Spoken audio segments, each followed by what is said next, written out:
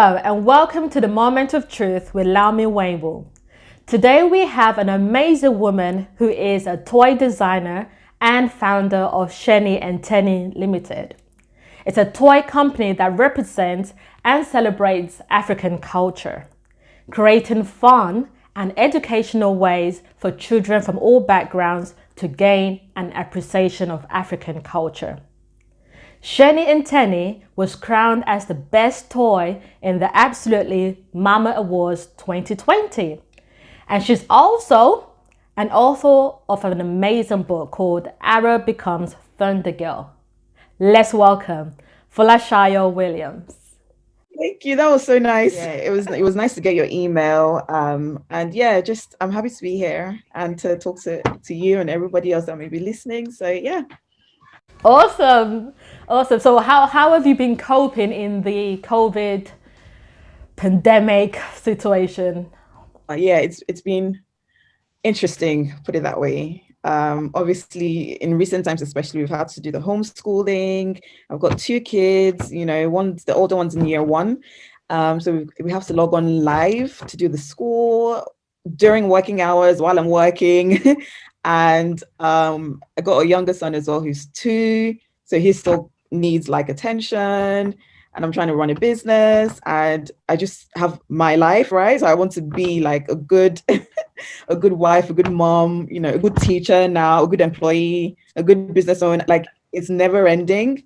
But somehow every day you just take little steps, do what you can, do your best, Yeah, it's been a tough year, but like I say, every day, literally baby steps, do it all, get up the next day, do it again. But it's been incredible in a weird way as well. Yeah. I can definitely relate to that because the life of a mother is never ending, like you said. There's always one thing, and you have to put others before yourself. So you have to put your kids, your husband, make sure that they are sorted first before it comes to your own thing to do. So I can definitely relate to that. So you've been finding ways to keep active and finding a way to make your business thrive as a toy designer. Yes.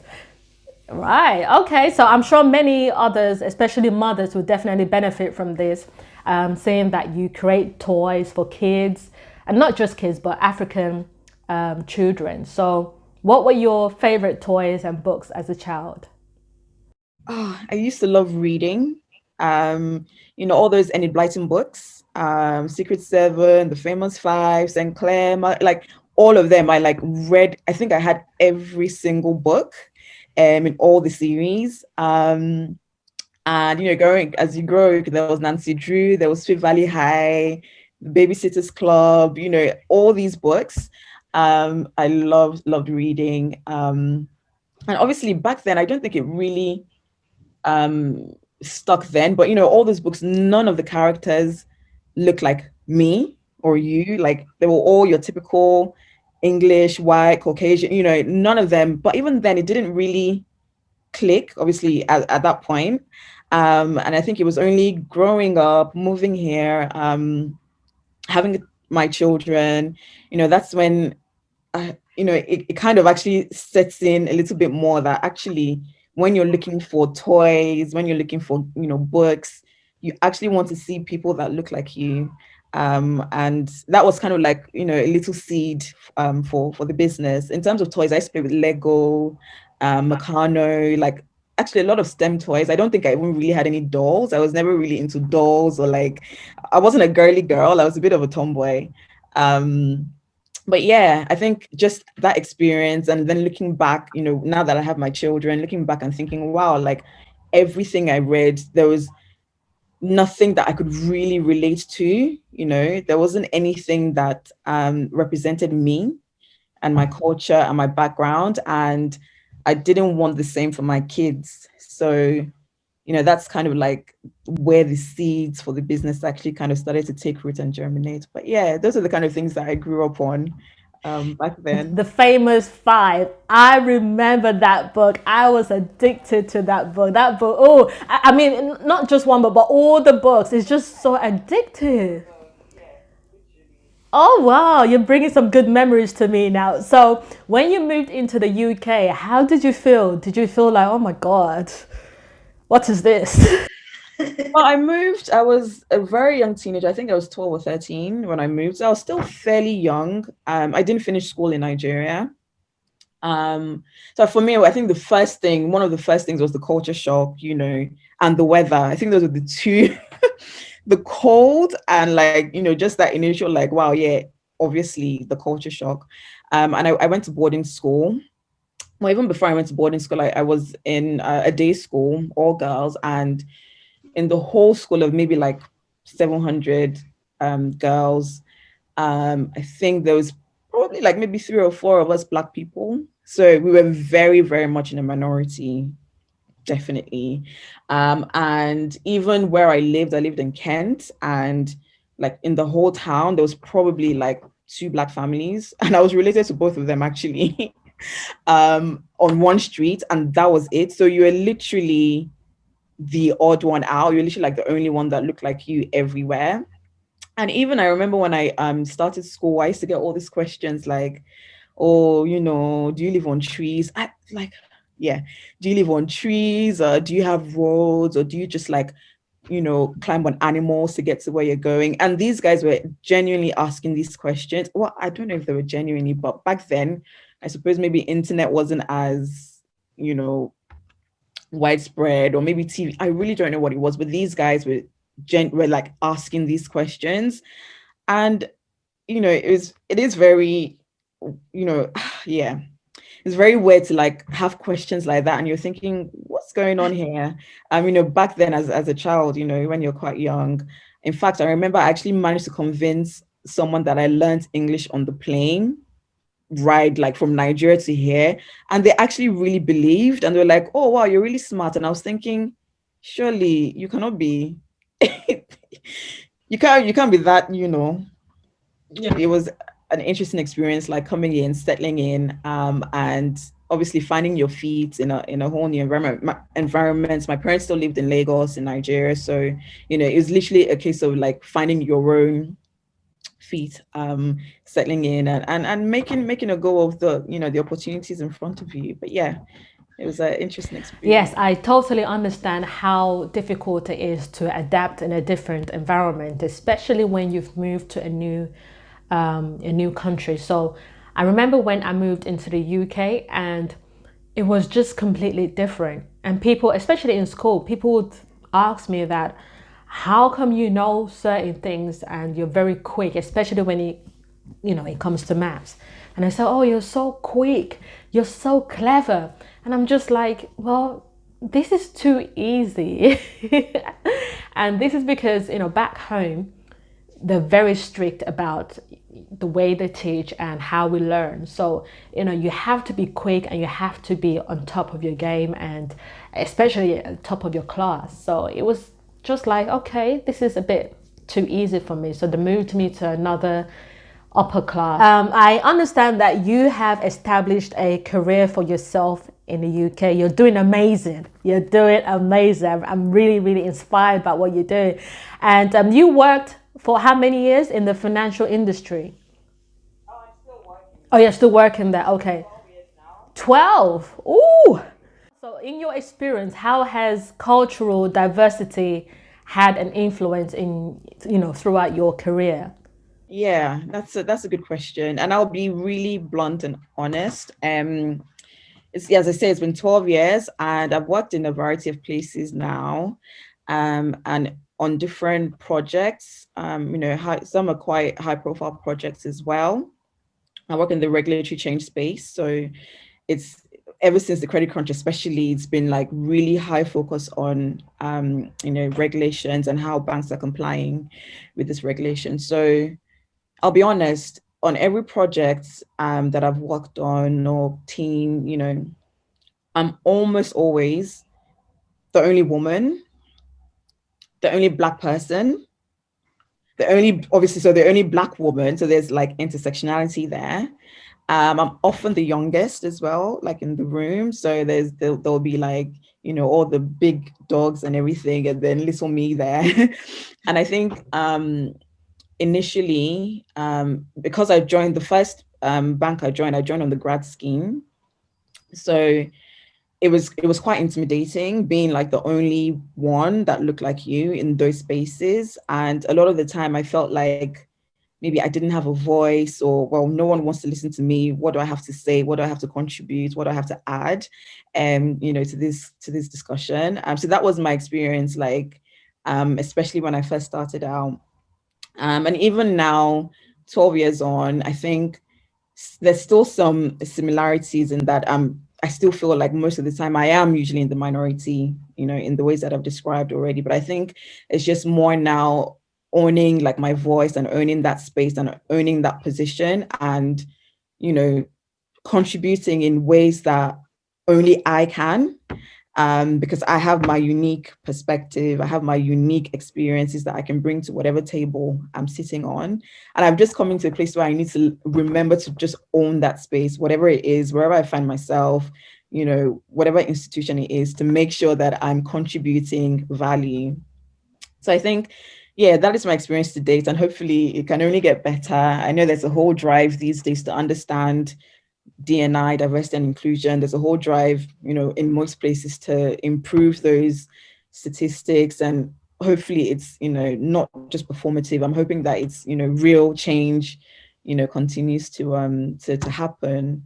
So I guess in a certain way, those experiences have also filled my passion to create space for, like, other people coming behind me, the younger people, kids, children. So if they grow up seeing themselves positively in books, in toys, then, as they grow, they own that, a lot more, and they occupy their space in whatever field they find themselves in. So I think everything kind of like, merges together, your different experiences from different different things that you've experienced in life, all kind of build this whole picture, and help you hopefully to, yeah, to fulfill your passion and your purpose. Yes, I totally understand that, especially in a workplace, it's difficult and it's sometimes intimidating, especially when you are surrounded by others that you are not familiar with or comfortable with, and you find yourself judging your opinion or thinking that whatever you say might come out wrong, or it might come out strong, because we can be quite opinionated in some cases, and when we are certain about things we have a knowledge about, we can be very vocal when it comes to it. But sometimes other people may not even understand that, and at times we find ourselves have taken the back seat and saying to ourselves that, you know what, it's best I just keep quiet, mind my business, get the work done and go home, don't socialize and things like that. But it has to be more than that. We have to feel that we have a voice in the workplace. We have to let others recognize our achievements and what we can do. And if we don't do that, others won't recognize that. They won't know what we are capable of doing or achieving in a workplace. So that is something that is very difficult, and coming from a different background and adapting to a new cultural experience is very, very difficult. So Sheni and Tenny, how did you come across that name, by the way? It's named after like special people in my life. So yeah. So it only specializes on toys and books. Well, at the moment, yeah, product range covers toys and books, but there's always room for many things. So yeah. So why was it very important to you to represent the African culture in the UK? Okay, so I think on a very basic level, I think representation should show what life is, right? So the UK especially it's a melting pot. There's lots of people from all walks of life, all cultures, all from everywhere. So I think media and books and everything, in the corporate world, in the business world, in politics, in whatever the case may be, I think that should be representative of society, And that's just the basic. So I think once that basic is covered, I then think the representation then has to be positive. So it's one thing to be represented in media and things like that, but I think it's important for positive representation as well. And that's why it was important for me to start a business that celebrated African cultures in a positive way. Um, what I want is for children to, pick up a toy, pick up a book. They have the options. So I think, like I mentioned, going back to my childhood, the options weren't really there. If I wanted to buy a book or read, anything about school life or people that were like my age, it was the books like the Enid Blyton books, it was the Secret Sevens, the Famous Five, and there wasn't really an alternative for me to choose from. So what I want today and obviously for the future is to have that range. If a child wants to buy your Famous Five, that's fine, but I want them to be able to choose, you know, the alternative that does feature people that look like them. And it's that diversity, bringing that diversity to bookshelves, to stores, to playrooms, to nurseries, anywhere that a child might have access to libraries, to have that choice and to be able to be represented positively. So for me, that was one of the driving forces behind, deciding to create toys that hopefully do just that. And then the other side of it was also the cultural education aspect. So, as mentioned, those are the two ways I really want to, bring that mission through, is through cultural education and positive representation. And so being Nigerian in diaspora, it's very easy to lose that connection to your culture, to your back. I mean, I have family in Nigeria. My parents live there, extended family, but we live here, and we're not necessarily always exposed to people that speak our language, things like that. So I wanted to intentionally bring that into my family, into the way I raise my kids. And I think it's important for other Africans, other Nigerians, other South Africans, wherever you may be from, to also be able to do that, and to be able to do it in a relaxed manner while you're playing, play with a toy that features you, that features your culture, features what you wear, what you eat. And I think it's very important to be able to do that. And it's also important for people who are not Africans to be able to pick up something, a resource, a toy, and be able to learn, about a new culture, a new environment, the way things are done in a different place. And I think if kids can do that from a young age, I think it makes them more embracing of other cultures, of other people. They tend to appreciate other cultures and the way things are done differently. They can appreciate that more, and it just encourages that concept of diversity and inclusion from a young age. So I think all of that together was kind of like the thought process behind, right, this is why I'm going to create these products and this is why I'm going to represent. Would you say that parents have most of the responsibility to make this work? Well, yes, because in a way, like, what you expose your kids to is what is going to define how they grow up and the kind of person they're going to be, as grown-ups. So what you do within your home should have the greatest influence. It's not what they learn from school. It's not what they learn from the internet. It's not what they learn from a random third party outsider that should form the core values that they grew up with. It is a parental responsibility to instill the values that you want into your children. So parents definitely, I would say, do have that responsibility. And that is one of the reasons why I actually that's why I create toys, because someone buys the toy, not only is the child going to play with the toy, hopefully there's going to be adults around, the whole family, parents will benefit from the child playing with this particular toy. And I see that in real life because I do get emails and DMs saying, oh, from even like from white people, from English people saying, oh, I couldn't pronounce this.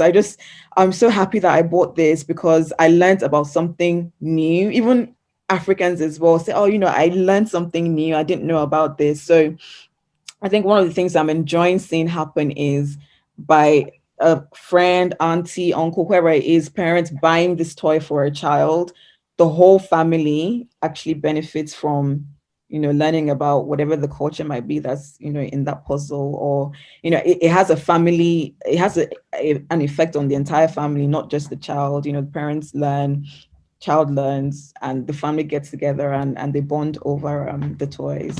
But yeah, ultimately it is the parents' responsibility to instill those values that they want in their child. You've just mentioned that the parents have it's the parents' responsibilities to instill that into their children. Some nurseries, they don't have this toy. So how do you create that opportunity or that atmosphere to have those toys in the nursery or in schools? Well, you just have to reach out, right? You just have to. This is one of the things that I'm learning about being, a business owner, because I'm very shy, I'm introverted, I'm very reserved, and I have to get over that, to put myself out there, to put the business out there, to put the products out there, and reach out literally. In fact, you can't have any shame, put it that way. Like, you can't be thinking, oh my god, how can I do this, blah blah blah. You have to, otherwise nobody will know about you, nobody will hear about you, nobody will, they will never get the chance to interact with you unless you put yourself out there. So that is the way to do it. You just have to put yourself out there.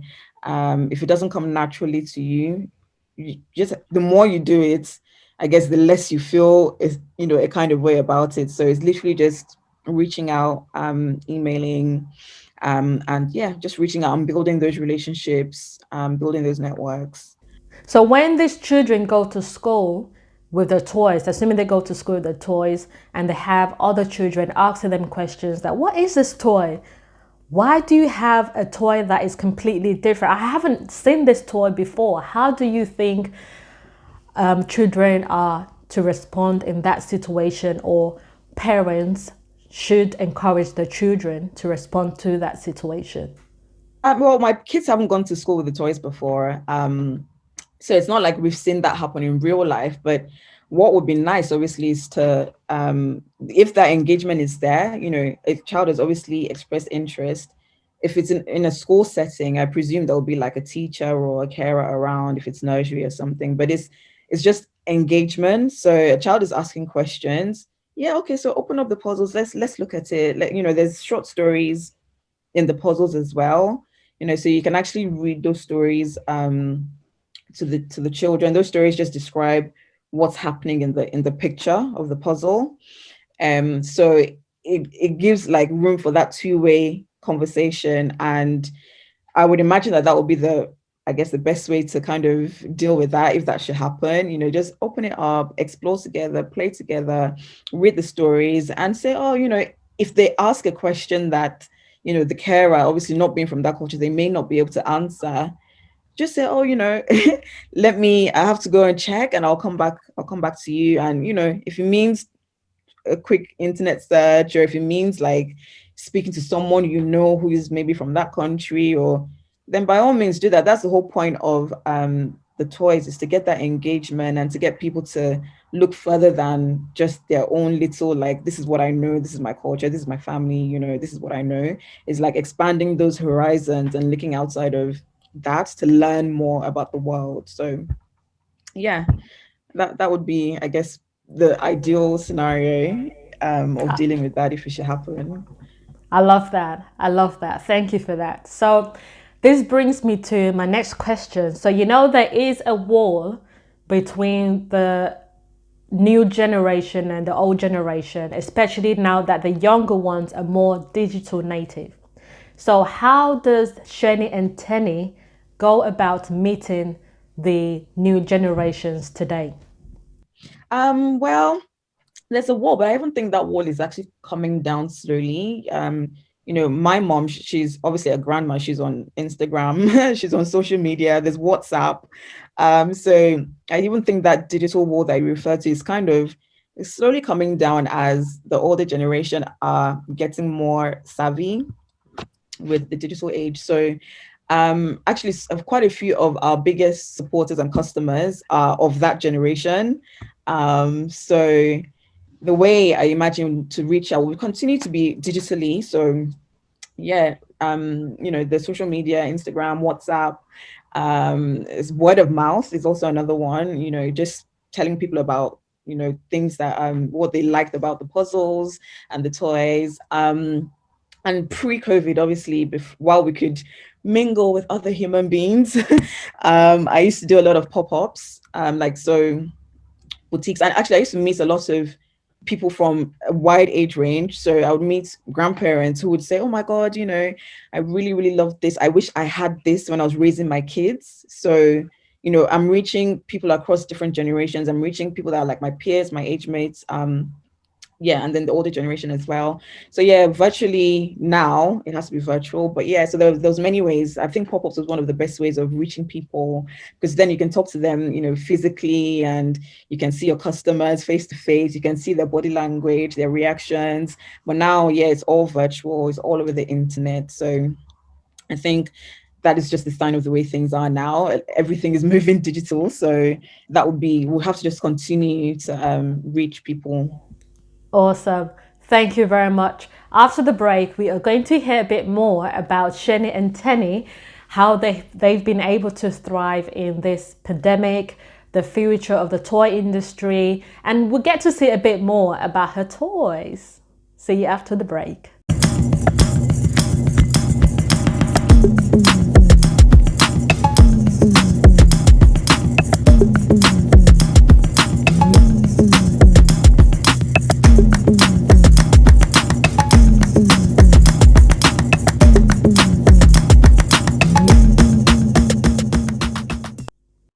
Welcome back on the Moment of Truth with Lami Wainwall and Folasayo Williams.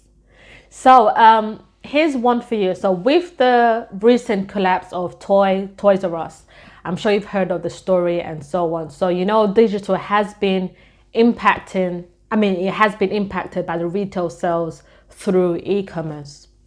So what do you think of the future of by retail? It's so clear what the future looks like. It's clear that the future is digital. And as you mentioned, Toys R Us being like the bricks and mortar store, closing down, and you see this now everywhere on the high street. You see, like, the likes of Topshop and Debenhams, these kind of like well-established bricks and mortar stores being bought over by the likes of Boohoo, ASOS, I believe these are the guys that are buying Topshop and things like that. So it's clear that online e-commerce, digital retail is the way forward. And that cuts across industries, right? It's not just in fashion, it's retail, it's, the toys, it's almost everything.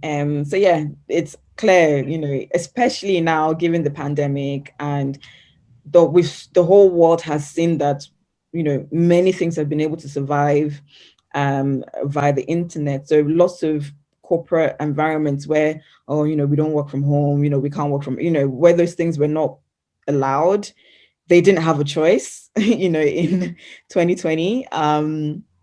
So yeah, it's obvious now that everything is moving online. There's remote working, there's like, you can build teams across, geographical regions, across countries. So there's almost like no stopping, people that are, taking advantage of that situation. So yeah, clearly digital. That's the way forward. So how have you been thriving in this pandemic? Yeah, that's a good question, because we're quite young. We're only 2 years old, the business, so we're still finding our feet. And in fact, I think research actually shows that I think the percentage is as high as 60 or 70 businesses pack up within the first 3 years or Yeah. so. So, being only two and then having had, COVID and everything, first of all, I'm even just happy that we're like still standing. But yeah, as mentioned, I think it's first of all being secure that you are meeting a pain point, and there's a problem out there that you're addressing. I think that's one of the keys to surviving, in whatever the context may be. And so because you're meeting a key need, you're meeting a pain point, it's just now having to find ways, creative ways to, if you need to pivot or if you need to deliver something in a slightly different way than before, especially given, the pandemic, it's just kind of taking those opportunities and running with it, because opportunities don't come, they come but once, as the saying says. So it's being able to recognize those opportunities and running with it. And in fact, sometimes it means creating your own opportunities. Like, you can't just sit there and wait for something to come to you. You have to also step out and if you need to create opportunities. So these are some of the little things that obviously play in the back of my mind, as I'm running a business, is kind of, how do I thrive? Yeah, just putting myself out there. The other thing is also partnerships and collaborations. No man is an island, and similarly, no business is just like a standalone island. If you really want to kind of thrive, you also need to be able to know how to collaborate with other businesses that have the same ethos, that have the same values as you. And when you collaborate, then you can make magic, right? So when you collaborate, you can reach a new demographic, maybe, that you hadn't been exposed to before. You can create a new product that is meeting a different need, or meeting even the same need in a different way.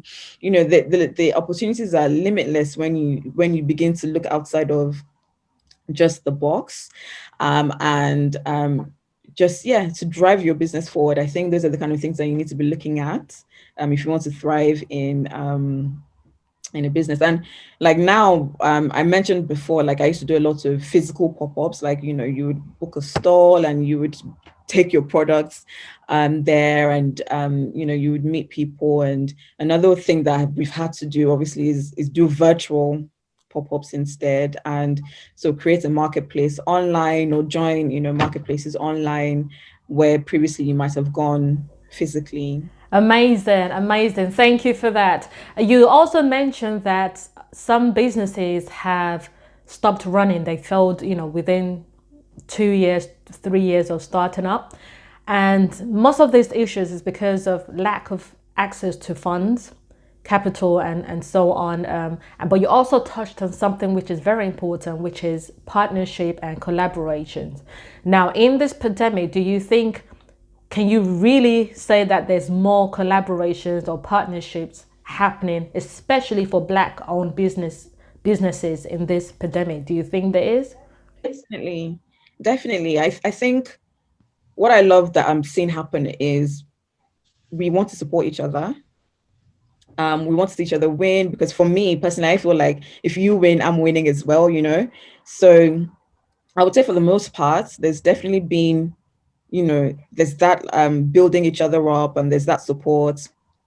There's definitely collaborations, partnerships that are going on, across kind of like that business scene. So I would definitely say yes. And it's even important as well, like within your own like personal friends. I have friends who are also entrepreneurs. We're all moms, we're all wives. So we support each other. And I think it's important to build a support network for yourself. But do you really think that we actually support each other, Black to Black businesses? Because no, I have seen some of these Black businesses reach out to the white businesses, I'm sorry to say, and they feel that there's more collaborations there. But Black to Black businesses, we don't support each other as much as we should. There's always, I would agree, there's always going to be room for improvement. And it may be the circle that I'm in, but in my experience, the support and the, just that building each other up has been like incredible. And as I say, that may be a function of kind of like my circle or the people around me and what I see happening. I can't say that I've thought, oh, that they shouldn't have done that or anything along those lines. But as I say, there's always going to be room for improvement. I mean, there's so many resources and things now. So you have things like Lendo, who their focus is helping, Black and minority ethnic owned small businesses to get support to funding. They don't have to. But that only happened because of the Black Lives Matter that happened last year. We've been seeing a rise in businesses and so on, Black-owned businesses. But should that happen for partnerships to happen? It's just like, I think quite a few of the one I referenced, Lendo is old. I'm sure Lendo is older than, the Black Lives Matter movement. It may have gained a bit more eyes or a bit more like people more know about it more now. But a lot of the businesses have existed before then. But you're right. I don't think it should take, an occurrence like that before people open up their eyes and say, oh, let's do this, let's do that. I've even experienced it in my business. I definitely saw an uptick especially after June, from the white community. So from white people buying my products, that only really started to kick in after June. And you are right. It shouldn't take something as deplorable as that happening for people to open up their eyes and say, okay, maybe I should be thinking about this, or maybe I should be buying this, or support Black businesses. We're not asking for support, we are providing value that is worth something. We're not asking for you to borrow us money, or come and support my business. That's not like, that's not the aim of my business anyway. I'm not looking for support. I'm providing a value. So it's really, really a shame that we've had to get here before, a lot of things have begun to now happen. But we just need to continue to, own our space. And what I want to see is my products bearing the same shelf space as, your Paw Patrols, I'm not begging you to take me on as, a business for, just support my business. I want to be stocked here and there. The playing field has to be leveled, and we have to democratize access to these resources and these toys. And that is my aim. so tell us about your best-selling products, your toys and books. The two main bestsellers are the Nigeria puzzle. So it's a multi-pack puzzle set. So there's 3 puzzles in one pack, and each represents the cultural groups in Nigeria. So Igbo, Yoruba, Hausa. And there's also short stories in there that kind of describe what's happening there and uses words from the local language. So it describes like what they're wearing. This is the agbada, the shokoto, like things like that. So it helps, like an engagement between child and parent or whoever, to kind of talk about what they see in the picture and hopefully learn something new. This actually got featured in The Independent just yesterday, Indie Best, but they did a review on the products, and it actually made it. So that for me is such a big deal, because The Independent is The Independent, right? So that's quite a big deal. And then the second bestseller is the book Ara Becomes Thunder Girl, which features, of course, a Black female superhero, because we don't see enough of that in the children's literature. And she even has like part of her costume, I don't know if you can see that, has that famous Ankara pattern. So I really wanted to incorporate like my culture into, and in fact, the inner pages has these the hibiscus that shade from that Ankara pattern. So I really wanted to kind of feature my culture in a very colorful and positive way. And the book talks about positive core values like empathy and helping around the house. And Ara, who's the main character, she only realizes she has superpowers the first time she actually decides to help. And the messaging is for a child or for anybody really to offer help. You're being someone's superhero, you are helping and you're coming out of your own convenience to do something for someone, and that makes you special. So it's encourage those core values in children. And yeah, those are the two bestsellers, I would say. So we've been featured in The Independent. That was just as of yesterday. We've been featured in the Metro a couple of times now, actually more than once now. Absolutely Mama, as you mentioned, that won the award, which is so amazing because when I saw the list of the other toys in the category, I was just like, okay, so if we come third, or if we're runner up, or if I'm even just happy to have been shortlisted. That was my like what I was thinking, which is yeah. I just thought I didn't think we would win, so that was really really a good experience. We've also been featured in Junior Magazine, and The Strategist, which also they do expert reviews on lots of different things. And we've been featured there a few times now, actually, probably 2 or 3 different times now. Yeah, there's quite a few. Melon Magazine, The Voice, there's quite a few, but yeah. Your experience, that goes to show that it doesn't matter how small your idea is, you never know how far it could go. But once you get started in it, once you believe it, that is it. Sky is the limit. And it's just amazing. It's amazing. Well done and congratulations for that.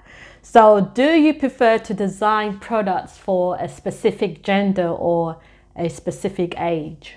I don't. So like this is a very good question because I do get people ask me, oh, when are you going to do the boy version of Ara Becomes Thunder Girl? Because obviously it's a girl that's a superhero. And I actually respond and I say, boys need to see girls being the superhero, being the protagonist, saving the world, things like the Wonder Womans. And, boys, as much as girls, need to see that as well. So for me, I think I didn't design that book for girls, for example. I don't design gender specific toys. I feel like they should apply to both genders. Obviously, a puzzle is gender neutral anyway, but the images are obviously, again, they're just images of typical traditional life in these countries. So that's obviously not gender specific. And I mentioned the book specifically because I do get those questions. And my response is always, well, boys also need to see girls as leaders and in positions of authority. And so I really want boys as well to be buying, books that have the female as the lead. And even on our website, like it's a deliberate thing where the child that's posing with the book is a boy. And that's deliberate because when you go on the website, I want you to be able to make that connection that actually I can buy this for my son. I don't have to wait for the boy version. There might never be a boy version. There might be, I don't know. But, it's that thing where I don't want to create things for specific genders. I just want people to be able to enjoy the message and the value that the products bring. And in terms of age, I've started obviously with the younger age because it was born out of my own experience with my child as he was growing. So I was kind of like creating things that we could grow with. And obviously as time goes on, I imagine that there'll be more age groups that will be catered to.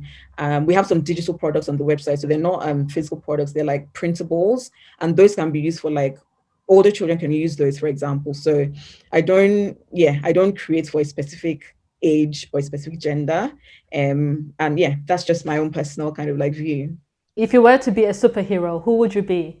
I be? That's a good question. I mentioned Wonder Woman, so why not Wonder Woman, right?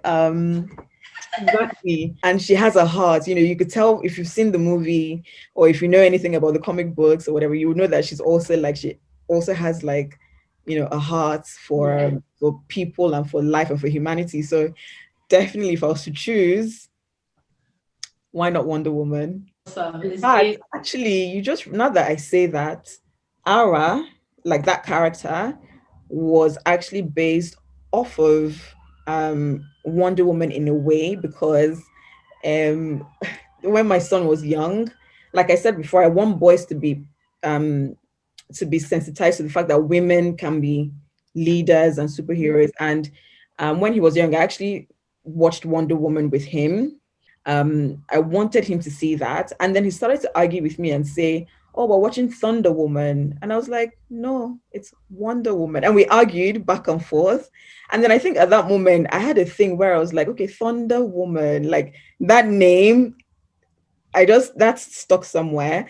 And then obviously I wanted it to be child friendly. So it became Thunder Girl. And then the funny thing as well is Ara. Ara means thunder in Yoruba, my language. So that Ara as well, and thunder, and the whole thing, and wonder, everything just kind of like worked together to create the character that was Araolua that becomes Thunder Girl. So yeah, that's just like a bit of the backstory behind creating the character and her name and how it all came about. But yeah. Awesome. Well done. Well done for what you have accomplished and the things you are still doing to make a change in this world. It's been awesome. So what is the advice you can give to any aspiring entrepreneurs? I would say just start. I know it sounds very cliche and everybody says just start, but really just start. Like just go for it. Like you have an idea, test out the idea if you can, with a small group or a small sample. But the thing is, opportunities will never come to you if you're not out there in the first instance. So nobody's going to come and talk to you about an idea that you've never shared or that a product that you've never created before. So it's only once you start out creating and you actually put yourself out there, that's the only way that you can begin to get, like, you take little steps, people come to you, opportunities open up, you grab those opportunities, you grow, you refine, talk to people who have also started businesses, find out what they learned, what mistakes they've made, how they've grown, just talk to people. And I mentioned a support network earlier on, but I think it's also important for, any startup to have that support network. And it could be your friends, people, that will not lie to you. They will tell you things as it is. And they will also encourage you, because being an entrepreneur is a very like lonely journey. It's actually quite lonesome. It's one of the less glamorous things that people see, but when you have a thing that you're building and a passion, and you're the only one that really has that idea in your mind, and you're the one who knows how it wants to be, it can be a lonely journey. So it's important to have that your tribe and have that like support network. What else can I say? Don't be afraid to fail. Failure it's an experience, but it's a learning experience, because hopefully if you fail, there's something you're going to learn from that failure. So there's that thing about failing fast and failing forward. Don't be afraid to fail. Nobody really sends you like that, like, don't think about, oh my god, how will I look to people, or people will look at me that, oh, I failed. But everybody is struggling with their own with their own, everybody has their own lane that they're focusing on. So don't let that stop you from like stepping out. And then obviously, like, believe in your projects, believe in your products, believe in what it is that you're trying to achieve, because if you don't, then a third party isn't going to believe if even you don't. So you really need to believe in what you're creating. And yeah, I think those are the main things that I would share. And I think it's also important to pay it forward and to give back to the community and help people in any way that you can. So always have your eye open for how you can do that, even on your journey. But yeah, I think those are basically the things that I would share. What I've taken from that is to put yourself out there and don't be afraid to start, don't be afraid to fail, and don't be afraid of what you believe in. So awesome. Thank you very much for your time. And for those who would like to know more about Folasayo Williams, the founder of Shenny and Tenny Limited, stay tuned.